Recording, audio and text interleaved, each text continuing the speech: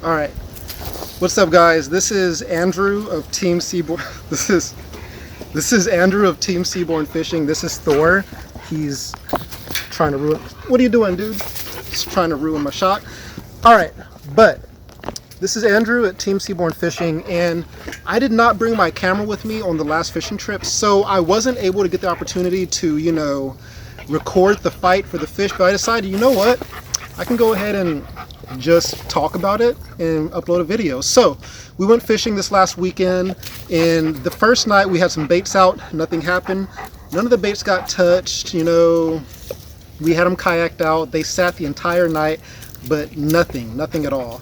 So now throughout the day we did see some kingfish, Spanish mackerel, and some small sharks being caught.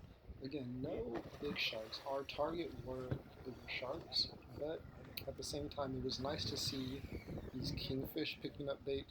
It was nice to see these smaller sharks picking up bait, just to see action in the water in general. And for this kingfish in particular, it was a pretty big one, about 50 inches, and it did hit right when the sun was starting to go down, so it was a nice fight to catch, and I decided to go ahead and record it and include in this video because it's just kind of nice to see a kingfish put up a good fight like this.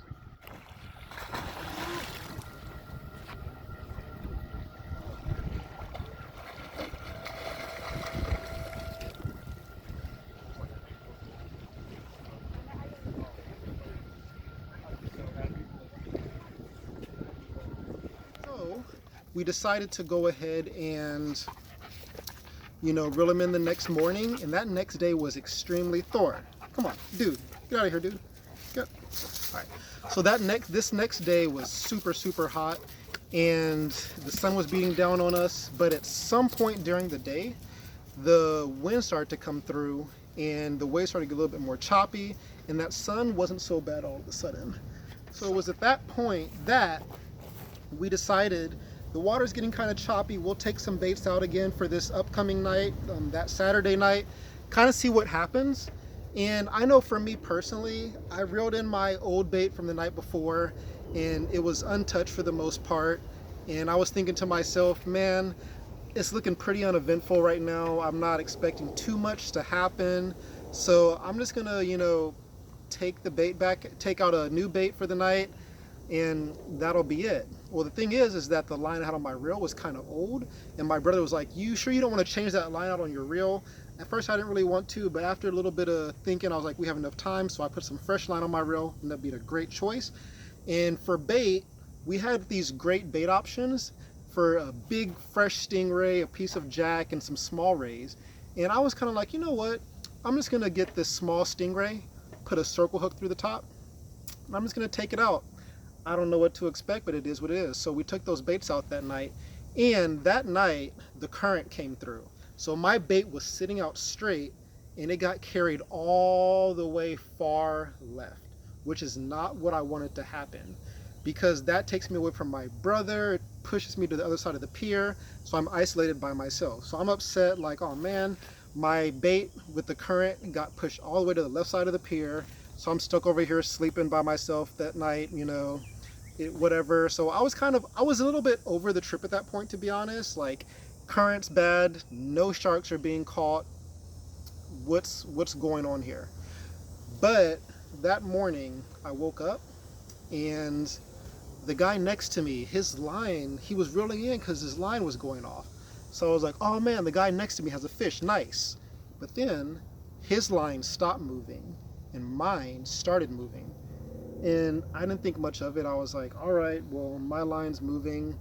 It must be stuck on his line. That's all I can think of, obviously. Well, it kept going and going and going. And I have my reel with me, and if I could just show what it was like, if you can imagine, over the place, but just again, it wasn't too fast, it was just slowly peeling off. Just like that. And for about 5 minutes straight, my line just peeled off my reel, just like I showed you. No sign of stopping, but no sign of aggression either. So after a while I figured, man, I'm hooked up on a fish right now, and never in my entire life have I had a fish move so confidently and so easily with this pressure being applied to it. I was extremely surprised. I didn't even believe it was happening to me. So after a while, we got everyone woke up because my brother was asleep, and I called him over. Everyone else woke up. They kind of came over to me, and I fought the fish. And I will say, to be honest, the after that initial 200-yard run, there wasn't too much of a fight for the shark.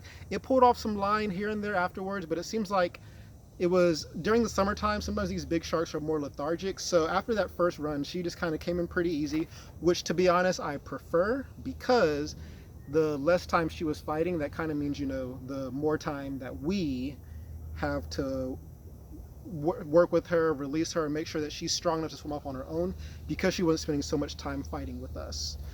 So we eventually got her to the pier, and I'll kind of walk you through what happens next with this picture attached to it. So we did run into one hiccup during the release process, and that was that the line from another reel that was kayaked out got tangled in our weight clip. And it's a lot of work to kayak those lines out, so of course you don't want to just cut the line, you want to get it untangled. But the clip was so far down that using other objects was too difficult to get a hold of it. So what we had to do was, we had a fellow fisherman named Alan Glenn who allowed us to hold him by the ankles as he lowered down to reach that clip and untangle the line, so we could release this big fish back into the water. So at this point, we finally had the lines untangled. So we started to walk her down to the beach. With these big sharks, you do want to make sure that you have a nice, safe release. In a case like this, walking them to the beach to handle them there, and then walking them back out to the water, is the safest way to make sure that they have a nice and healthy and strong release. So we finally started to walk down the pier, and the great thing was just seeing how understanding people were, because we had to walk by a lot of people, and every single person we'd be like, excuse me, miss, excuse me, mister, we have a fish that we're walking down to the beach, so we have to walk by you guys. Everyone was super kind about it. They were super nice about it. And it was kind of funny because we never told them what we were walking down the beach. We would get to each group of people and be like, hey, we're walking a fish down. We're going to have to walk by you guys. Is it okay if we do that? And they'd be like, yeah, sure. And then they look in the water and they see what we're walking down, and their eyes just widen up like, whoa, that's a big shark.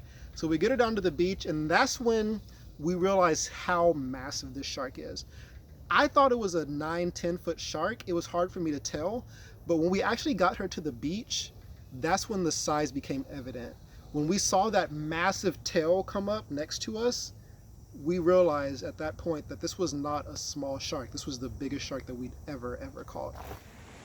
So this is probably the fastest release we've ever had on a fish this size. We got her to the beach, we got the hooks clipped, we got an overall measurement, and then we sent this big girl back on her way after a few pictures. We didn't get a girth measurement, we didn't get a fork measurement.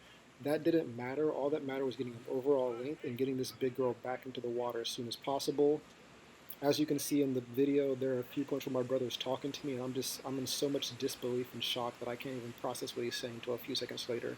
It was a very crazy moment, but at the end of the day, we got her back out there, chest deep water, and we saw that big tail start swimming back and forth, and she just swam off strong, all on her own, back into the deep ocean to fight another day.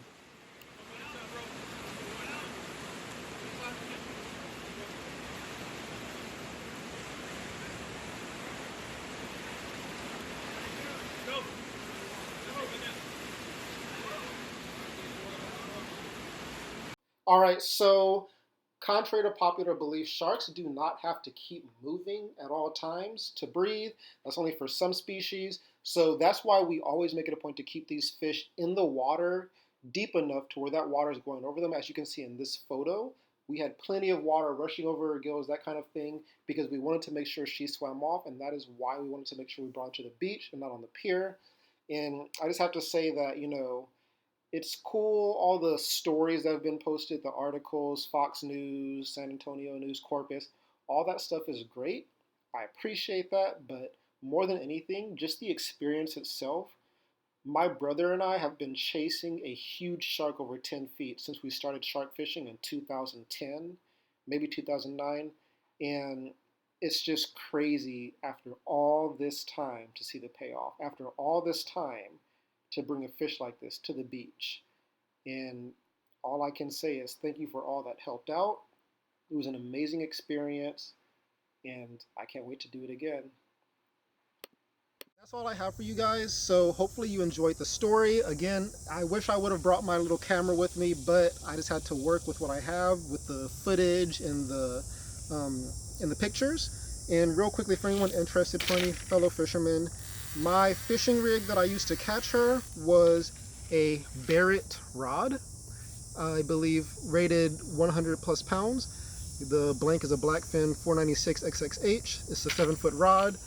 Rollers, all that kind of thing. I do like these huge rollers because it allows the knots to go through pretty easily. And an Avet 80 wide, spooled with 1,000 yards of Jerry Brown blue line, about 200-300 yards of some 130, 150 Power Pro, I forget, and then it's topped off with 130-pound mono, about 300 yards. I do keep my presets for any shark fishermen out there. I keep my presets pretty heavy, to be honest, so even when my reel's up here, it's probably about 15 pounds of drag, give or take, and strike is a solid 45 to 50 pounds. I like to keep my presets high at all times so I have access to the reel's full strength and capacity. Hope you enjoyed the video, hope you enjoyed the story, and I'm just glad that we got to see that big girl swim away. So thanks for the view, hope you guys liked it, hope that you all have a wonderful, wonderful day. Team Seaborn Fishing signing out. Peace.